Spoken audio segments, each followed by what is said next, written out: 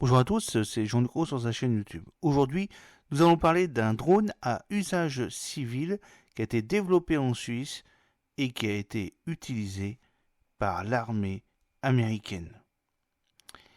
Et oui, une enquête de la RTS révèle qu'un drone conçu par l'EPFL est utilisé par l'armée américaine dans les zones de guerre.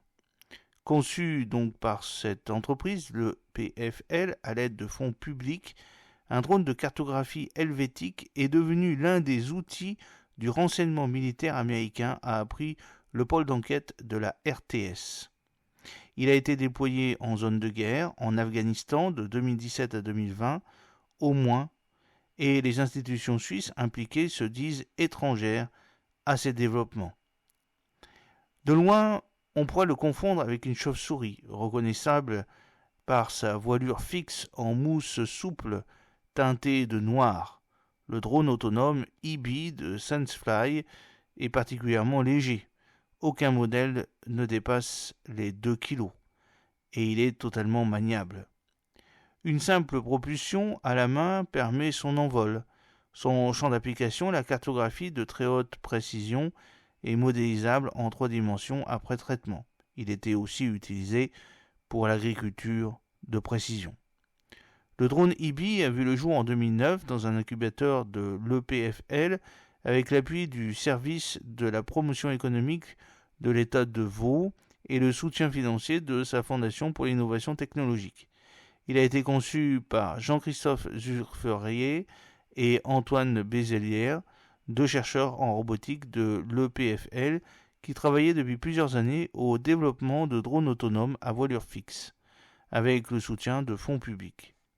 Le Fonds national suisse de la recherche scientifique, qui encourage la recherche sur mandat de la Confédération, a financé une partie de ses travaux dès 2005 via 2 projets distincts pour un montant total de 629 753 francs suisses, selon le registre du Fonds national suisse consulté par la RTS.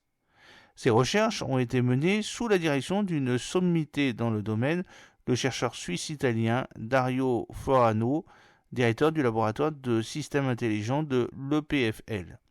Ce dernier dit avoir rejoint l'équipe Sunfly en 2011 en tant que conseiller scientifique. Il s'agit en fait de drones variés qui sont totalement polyvalents. Les concepteurs du drone eBee ont toujours vanté les nombreuses utilisations possibles de leur invention à des fins civiles, par exemple pour documenter l'évolution des chantiers ou des terres agricoles, mais l'intérêt des militaires pour leur outil n'a jamais été clairement dévoilé. Il s'est pourtant manifesté très tôt, et alors qu'ils étaient encore tous liés à Sensefly.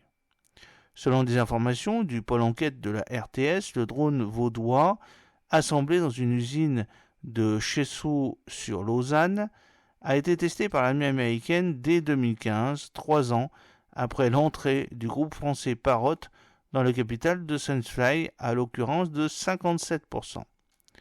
En octobre 2015 et septembre 2016, un drone eBee a effectué 2 vols tests au large du port de Duke, en Caroline du Nord, dans le cadre de recherches sur la gestion des risques d'inondation. Contactés par la RTS, les cofondateurs de Sunfly, actionnaires dans la société jusqu'en 2016, actifs en son sein jusqu'en avril 2018, admettent avoir eu connaissance de l'utilisation de l'eBee par cette unité de l'armée américaine, alors que le chercheur Dario Florano, lui aussi actionnaire minoritaire jusqu'en 2016, année de son départ de la société, le dément formellement. Ce dernier conteste également tout transfert de technologie de son laboratoire à Sunfly et rappelle que ses travaux de recherche sont profitables à tous puisqu'ils sont librement accessibles sur Internet. Le premier vol en zone de guerre date de 2017. En effet, le sujet est délicat. En avril 2017, le drone eBee, dans sa version Plus, apparaît en zone de guerre en Afghanistan.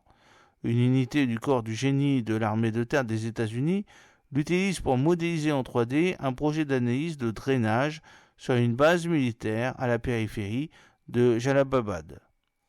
En 2019, un drone eBee, toujours de modèle Plus, est utilisé par une unité de l'armée américaine qui prête assistance aux forces de sécurité locales. Le drone, dont le temps de vol annoncé par l'armée est de 50 minutes, sert à cartographier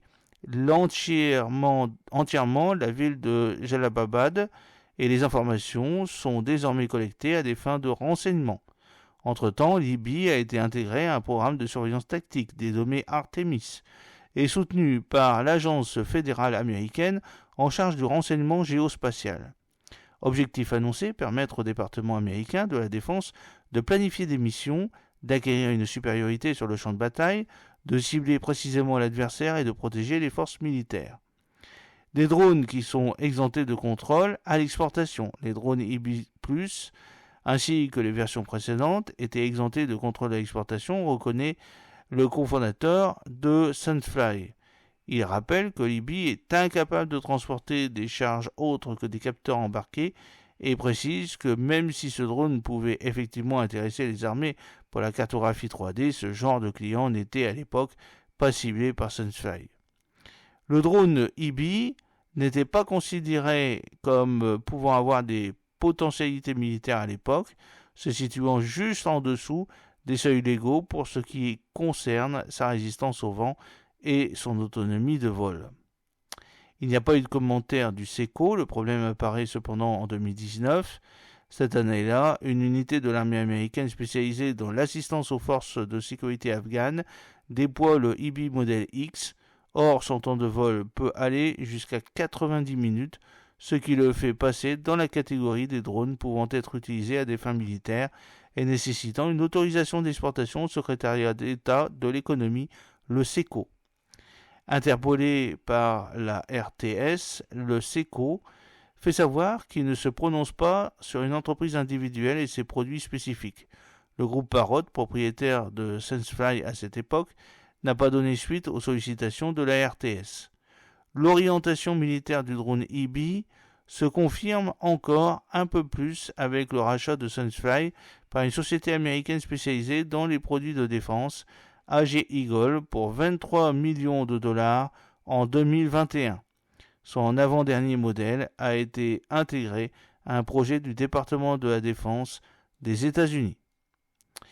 Alors, vous avez une petite photo d'un drone IBI en cours de déploiement par un militaire. Un modèle qui a été orienté pour la défense et le renseignement. Dès lors, AG Eagle a commercialisé un nouveau modèle clairement axé défense et renseignement, le IBI Vision. Ce drone, dont la faible signature acoustique est vantée par les concepteurs, fait l'objet d'une vaste campagne promotionnelle à travers le monde. Dans son matériel marketing, AG Eagle affirme qu'il est conçu pour détecter, suivre et géolocaliser rapidement les objets en collaboration avec les forces spéciales. Contactée par le pôle enquête de la RTS, la représentation du groupe suisse a fait savoir qu'elle n'était pas en capacité de répondre avant le mois de mai.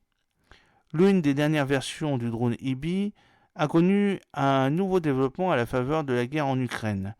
2 mois après le déclenchement des hostilités, l'agence américaine de renseignement géospatial l'a déployé auprès de ses alliés en Europe centrale, aux portes de l'Ukraine.